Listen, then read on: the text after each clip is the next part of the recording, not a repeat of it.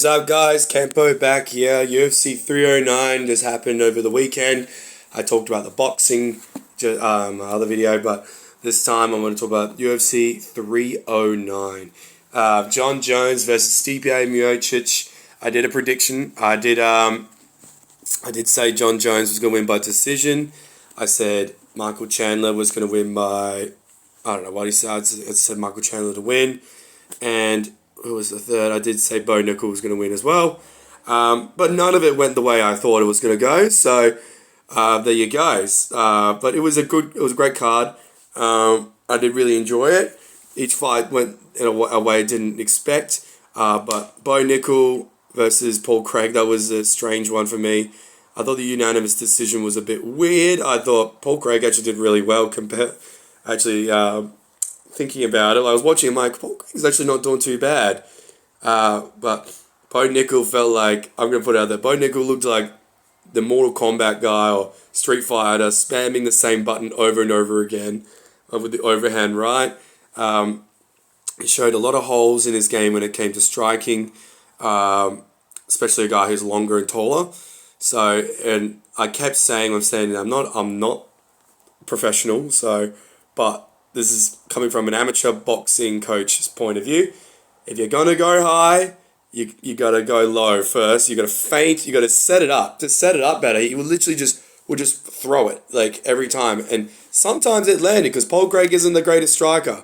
But if you're going to, I was just thinking, bro, at least throw a kick or throw a jab or throw a body jab. Throw something to set up that overhand right. Don't just throw it every time. And in his interview afterwards, he was saying how he dominated the feet and this now, bro, you didn't dominate it. It was actually pretty back and forth on the feet. So, look, he got the win at the end of the day. He still remains undefeated. It is what it is. He just needs to work on those hands. That's all. Make sure he sets up those shots because he will get found out pretty quick. Especially a guy against like Comes Up or something like that. That would be interesting to see. But that's all from that one. Michael Chandler versus Charles Oliveira. This was a banger. No one expected to go to distance. It did. Charles Oliveira just dominating for 4 rounds. Even in the 5th round, he did a lot of domination. But Michael Chandler actually nearly knocked him out. And I wanted Michael Chandler to win. I really love him. And he nearly did. He got Charles knocked down. He was beating him up. But then Charles got to his back. Charles just overall amazing fighter. And you can't hate him. He's amazing. And then Michael Chandler doing the body slams twice. That was awesome. So I was wrong with that one, but I wasn't mad that I was wrong because I do like both of them quite a lot. But I just wanted Michael Chandler to get that win. But yeah, it was an amazing fight to watch.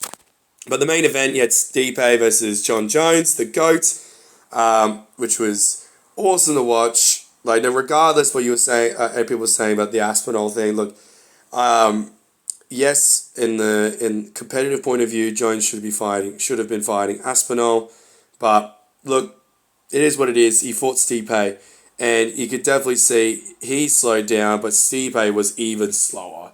So Jones was just dominating the whole time. He did get landed on maybe once or twice, but nothing affected him. His wrestling outclassed Stipe. His striking outclassed Stipe. The kicks, the body kicks, the jab, the cross, and that spinning jump back kick to finish off Stipe right in the body there. Skinny little legs hitting in his ribs. Absolutely dismantled Stipe, and it was incredible to watch. Like, even at his age and in slow as he is, he still looks incredible. And doing the Trump dance afterwards was one way to top it off. The GOAT doing the GOAT things. Honestly, if I was him, that's a perfect way to send it off. If you don't want to send it off, just pass the belt off because if you don't want to take that off your record, I know there's a 1 there, but let's be honest, it's no. If you don't want to lose that O, then vacate the belt, let Aspinall be the champ, and you go on doing your big money fights, super fights. That was, if I was his manager, that's what he should do, because at the end of the day, you got to get stripped of it anyway if you're not going to fight the guy who's meant to be there. And you can do that with Pereira fight. Just don't do it for a title or anything. Or if not, go back down to light heavyweight if you could. But at the end of the day, I think everyone wants him to vacate the belt unless he really wants to fight Aspinall, and that would do huge numbers. But overall, the fight was awesome. Jones just looked absolutely incredible. The dude is like, even for his slow, like his age and speed, he still has that creative striking and wrestling. He still is the GOAT. And the dude has 17 title fight wins. It, regardless of it, all his background and stuff outside. Look, he's not a good person. He's a bad guy trying to be a good guy. He's made a lot of mistakes, and I would not look up to him as a role model. But as an athlete, he's the greatest MMA fighter of all time, hands down. And I've had a lot of people, all my mates, saying he needs to fight Aspinall. No, he doesn't need to do anything. Aspinall needs him. He doesn't need to do anything. His legacy's in place. If he doesn't want to fight it, he doesn't have to. But I do agree he needs to vacate that title if he won't do it.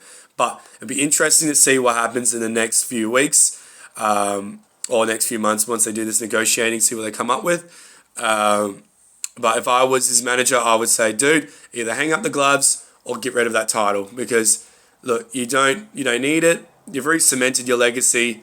It's done. No one's gonna be better than you for a long time, if ever. But yeah, if you want, for the fan point of view, let them continue the cycle, the championship, challenger, this and that. But overall, I was very entertained. I was very happy with the win. And Stipe coming, saying he's retiring. That's fantastic. It's good. It's good that he's finally getting that retirement that he deserves. Yeah, it sucks that he lost for him, but look, I think he's just there for the payday and to get out and get that one more chance. He's had a great career, the most accomplished heavyweight of all time, with 4 title fight defenses, I think, which is amazing. But yeah, it's good on him that he's finished up there. But overall, great card. But there's not much else for me to say when it comes to that. But thank you as always, guys, and I'll catch you in the next one.